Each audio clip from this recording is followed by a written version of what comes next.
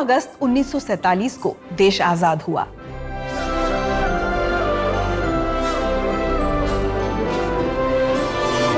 लेकिन सैकड़ों राजे रजवाड़े, रियासतें, महाराज और नवाबों को अपनी अलग आजादी चाहिए थी।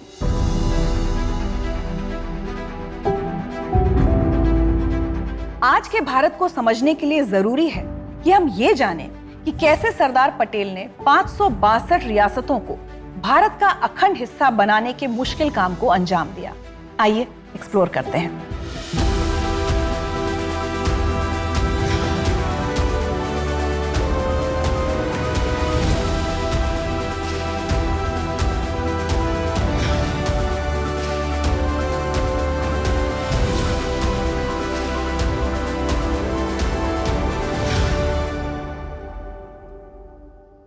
अखंड भारत के लिए सरदार पटेल की सोच को जानने के लिए उनकी कही एक बात सुननी चाहिए कि अब हर भारतीय को यह भूल जाना चाहिए कि वो राजपूत, सिख या जाट है।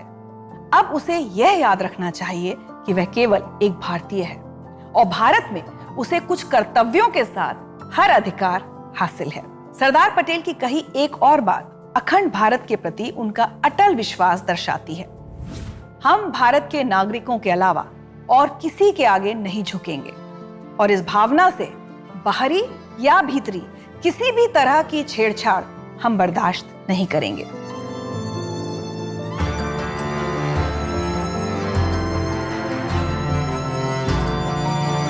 सरदार पटेल की छवि कम बोलने वाले नेता की थी, लेकिन जब भी वो बोलते पूरा भारत सुनता और उनके पीछे चलता था। यही वजह थी कि भारत के पहले उप प्रधानमंत्री और गृह मंत्री के तौर पर तमाम रियासतों को आजाद भारत का हिस्सा बनाने का मुश्किल काम सरदार पटेल को दिया गया।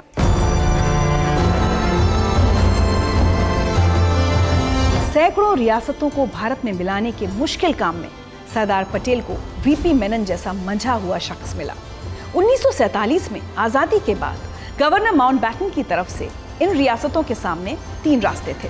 पहला कि ये भारत का हिस्सा बन जाएं, दूसरा कि ये पाकिस्तान का हिस्सा बने, या फिर तीसरा कि इन्हें स्वतंत्र राज्य का दर्जा हासिल हो। और सरदार पटेल समेत सभी भारतीय नेता ये बात समझ चुके थे कि अगर इन रियासतों को आजाद राज्य का दर्जा हासिल हो गया तो भारत कभी एक देश के तौर पर गठित नहीं हो पाएगा। सरदार पटेल ने एक लीगल डॉक्यूमेंट तैयार किया जिसे इंस्ट्रूमेंट ऑफ एक्सेशन कहा गया, जिसमें तय हुआ कि भारत के साथ आने पर रियासतों के राजाओं और नवाबों को काफी अधिकार और छूट मिलेगी। सरदार पटेल ने तभी प्रिवी पर्स की भी बात कही।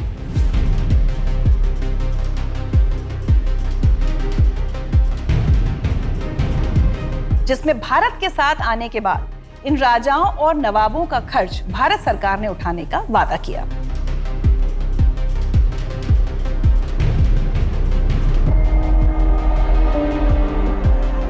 सरदार पटेल की लगातार कोशिशों के नतीजे आने शुरू हुए। ज्यादातर राजाओं ने भारत के साथ आना मंजूर किया। 15 अगस्त 1947 तक कुछ ही रियासतें बची थीं जिन्होंने भारत का हिस्सा बनने के लीगल डॉक्यूमेंट पर दस्तखत नहीं किए थे। जैसे मध्य भारत में मौजूद एक छोटी सी रियासत पिपलौदा मार्च 1948 तक भारत का हिस्सा नहीं बनी। इसी तरह भोपाल के नवाब हमीदुल्लाह खान अपने साथ के कई नवाबों को समझाते रहे कि सभी नवाबों को भारत और पाकिस्तान से अलग आजाद देश बनाना चाहिए, जिसमें वर्तमान गुजरात, राजस्थान और मध्य प्रदेश शामिल थे। लेकिन बीकानेर के राजा सदल सिंह इस योजना से न सिर्फ अलग हुए बल्कि बाकी के राजाओं को भी उन्होंने भारत के साथ आने के फायदे बताए। और कोई हैरानी की बात नहीं कि बीकानेर भारत के साथ आने वाले पहले कुछ राज्यों में से एक था।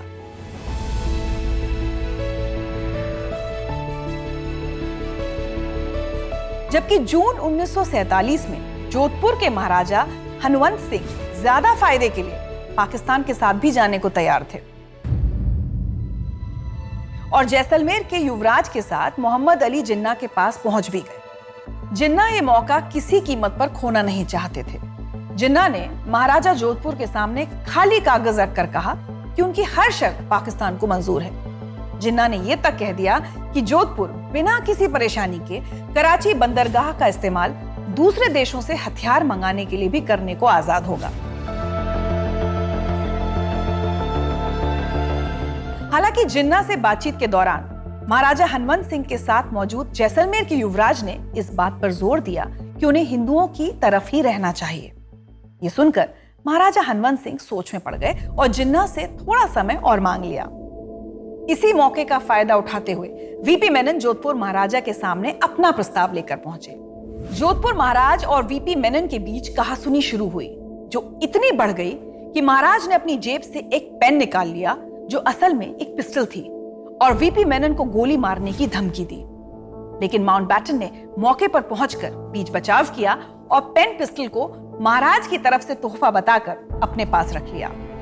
साल 2013 तक ये अनोखा हथियार माउंटबेटन परिवार के पास ही रहा और उसके बाद उसे नीलाम कर दिया गया। सरदार पटेल जोधपुर के हथियार मंगवाने पर तो राजी हुए ही, साथ ही जोधपुर को काठियावाड़ से रेलवे से जोड़ने और अकाल के समय भारत जोधपुर को अनाज भी देगा, इस पर भी बात बन गई। इस तरह जिन्ना का खुला प्रस्ताव ठुकराने पर सरदार पटेल ने महाराजा को मजबूर कर दिया और जोधपुर भारत का हिस्सा बन गया। उधर पूर्वोत्तर में भी मुश्किलें आईं। ईस्ट पाकिस्तान, जो अब बांग्लादेश है, से तीन तरफ से घिरे त्रिपुरा के बहुत हद तक पाकिस्तान से मिल जाने के आसार बन रहे थे। महारानी कंचन प्रभा देवी पर पाकिस्तान के साथ जाने का दबाव था, लेकिन इस परिस्थिति से भी सरदार पटेल और वीपी मेनन पूरी सूझबूझ से निपटे और आखिरकार त्रिपुरा भारत में मिल गया। सरदार पटेल के सामने बड़ी मुश्किल बनकर गुजरात की जूनागढ़ रियासत खड़ी हो गई। 80% हिंदू आबादी वाले जूनागढ़ के नवाब मोहम्मद महाबत खान जी पाकिस्तान के साथ मिलने पर अड़ गए। नवाब अपने अजीबोगरीब व्यवहार और अपनी प्रजा से ज्यादा अपने कुत्तों पर खर्च करने के लिए जाने जाते थे और वो अपने दीवान सर शाहनवाज भुट्टो, जो कि बेनजीर भुट्टो के दादा थे, उनसे प्रभावित थे और 15 सितंबर 1947 को उन्होंने पाकिस्तान में शामिल होने की अपनी योजना की घोषणा की। जूनागढ़ की जनता ने यह सुनते ही विद्रोह कर दिया। जगह जगह नवाब के खिलाफ जुलूस निकाले गए। आखिरकार जूनागढ़ के नवाब पाकिस्तान चले गए। सरदार पटेल चाहते थे कि जूनागढ़ के लोग ही जनमत संग्रह से बताएं कि उन्हें किसके साथ रहना है, लेकिन पाकिस्तान ने इससे साफ इनकार कर दिया। सरदार पटेल ने 1 नवंबर 1947 को जूनागढ़ की रखवाली के लिए भारतीय सेना तैनात कर दी और जनमत संग्रह में जूनागढ़ की 99% आबादी ने भारत के साथ रहने का फैसला सुनाया और जूनागढ़ भारत का हिस्सा बना। इसी तरह की परेशानी आई कश्मीर में।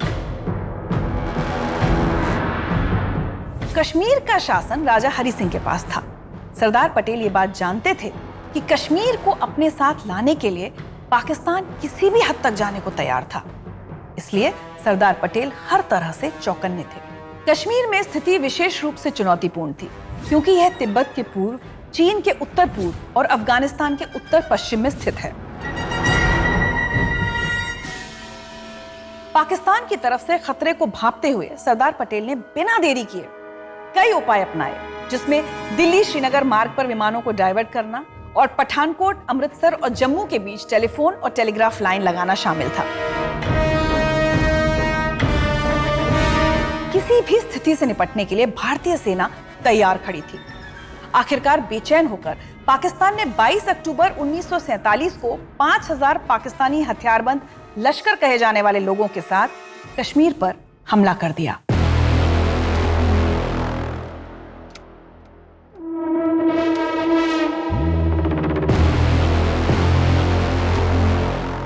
अक्टूबर को वीपी मेनन जम्मू पहुंचे और जम्मू कश्मीर भारत में शामिल करने के संबंधित दस्तावेज पर महाराजा हरि सिंह ने हस्ताक्षर कर दिए।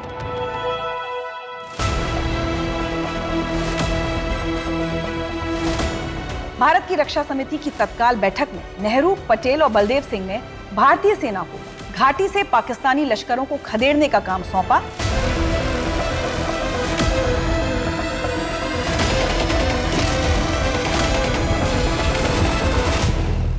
जिसको भारतीय सेना ने पूरा किया। उधर भारत की सबसे अमीर रियासत हैदराबाद के निजाम ने भारत के साथ आने से मना कर दिया। निजाम के पास अपनी फौज थी जिसे रजाकार कहा जाता था, और रजाकारों ने हैदराबाद की हिंदू जनता के साथ मारकाट शुरू कर दी।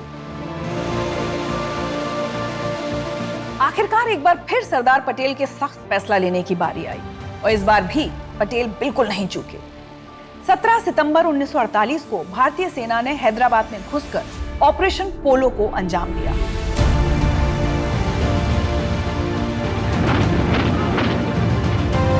चार दिन के अंदर ही निजाम ने न सिर्फ आत्मसमर्पण कर दिया, बल्कि वो भारत के साथ आने के लिए राजी भी हो गए।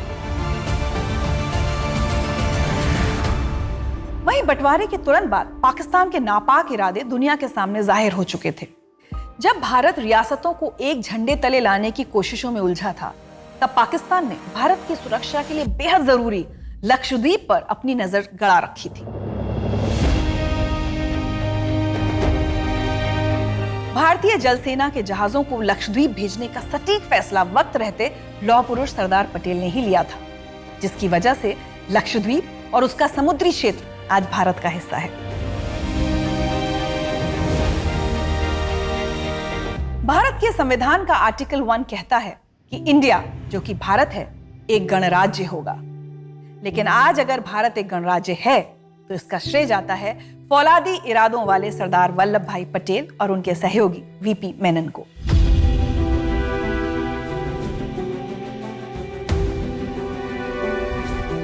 आने वाली सभी पीढ़ियों को सरदार पटेल की कही गई वो बात याद रखनी चाहिए, जो भविष्य के भारत का रास्ता दिखाने के काम आएगी। हमें जो हिंदुस्तान आज सदियों के बाद एक हुआ है और एक मौका मिला है, वो घुमाना नहीं चाहिए।